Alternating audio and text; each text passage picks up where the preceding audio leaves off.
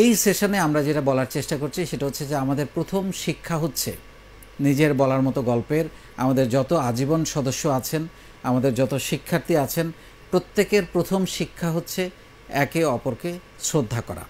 শ্রদ্ধাটা সবসময় যে ছোটরা বড়দের শ্রদ্ধা করবে তা কিন্তু নয়। আমি মনে করি ছোটরা যেমন বড়দের শ্রদ্ধা করবেন, বড়রাও ছোটদেরকে স্নেহ করবেন, ভালোবাসবেন, একটু মাথায় হাত রাখবেন, একটু পিঠে হাত রেখে ইন্সপায়ার করবেন। সো এটা খুবই গুরুত্বপূর্ণ, কারণ এইখানে 64 জেলা এবং 50টা দেশের হাজারো রকমের মানুষ, এক একজনের চিন্তা ভাবনা এক এক রকমের, এক একজনের কালচার এক এক রকম, এক একজনের ল্যাঙ্গুয়েজ এক এক রকম, আঞ্চলিকতা কোনো ব্যাপার স্যাপার আছে, এক একজনের বেড়ে ওঠে এক এক রকম। সো সবগুলো মানুষকে আমরা কিন্তু একটা ছাতার তলে নিয়ে এসেছি এবং সবার লক্ষ্য কিন্তু একটা, সেটা কি? একজন ভালো মানুষ হওয়া, একজন উদ্যোক্তা হওয়া এবং নিজেকে পরিবর্তন করা, বদলে দেয়া এবং নিজেকে দক্ষ করে তোলা।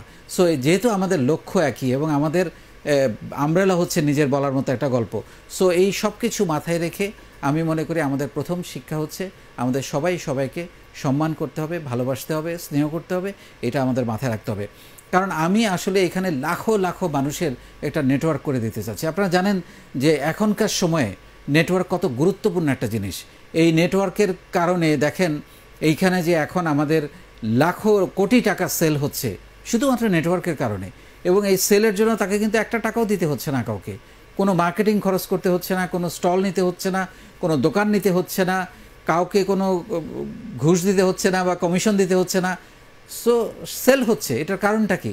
কারণ হচ্ছে নেটওয়ার্ক। এই নেটওয়ার্কটা আমি তো আপনাদের তৈরি করে দিতে চাচ্ছি। আপনি যদি কারো ভালো দেখেন, প্রশংসা করবেন, কারণ কালকের ভালোটা আপনার জন্য অপেক্ষা করছে। আপনি তখন দেখবেন যে আপনি যখন ভালো কিছু করবেন আরেকজনও আপনার প্রশংসা করবে। কারো ভালো দেখলে আমি পেলাম না কেন, আমার হলো না কেন, এটা না চিন্তা করে বরং চিন্তা করেন আমি কিভাবে পারতে পারি এবং আমার কিভাবে হতে পারে।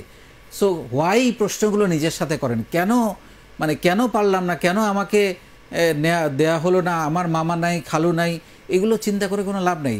এখন পৃথিবীটা হচ্ছে প্রতিযোগিতার জায়গা। এখানে কারো মামা খালু লাগে না, মেধাটাই হচ্ছে আসল। প্রতিযোগিতাটা করেন নিজের সাথে। আরেকজনকে দেখে, আরেকজনকে চিন্তা করে, আরেকজনকে মাথায় রেখে প্রতিযোগিতা করার বা আফসোস করার বা দুঃখ পাওয়ার কোনো কারণ নেই। সবসময় একটু নিচের দিকে তাকাবেন যে আমি আরও অনেক হাজারো লাখো কোটি মানুষের চেয়ে ভালো আছি। আমার শরীরের প্রত্যেকটা অঙ্গ আছে।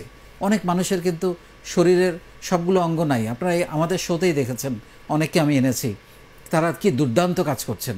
অথচ আমাদের আল্লাহ কি অসীম রহমত, আল্লাহর কাছে শুকরিয়া আদায় করার জন্য যে আমাদের সমস্ত শরীরের অঙ্গগুলো আল্লাহ দিয়েছেন, যেগুলোর সদ্ব্যবহার করে আমরা যে কোনো কিছুকে জয় করতে পারি।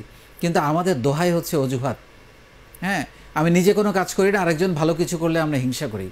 সো আমি মনে করি আপনাকে যদি কেউ হিংসা করে, ধরে নেন যে আপনি যে ভালো কাজ করছেন সেটা দেখে ফেলেছে, এবং আপনি যে বদলে যাচ্ছেন, আপনি যে এগিয়ে যাচ্ছেন, এই ব্যাপারে কোনো সন্দেহ নাই। সো আপনাকে হিংসা করতে দেন। আর আপনার যদি কেউ সমালোচনা করে, আমরা তো অনেকবার বলেছি কথাটা, জবাব দেওয়ার কোনো দরকার নাই, কাজ করে যান। যে সমালোচনা করছে তার থেকে একটু এগিয়ে যান, ওইটাই হতে পারে সমালোচনার সবচেয়ে বড় জবাব।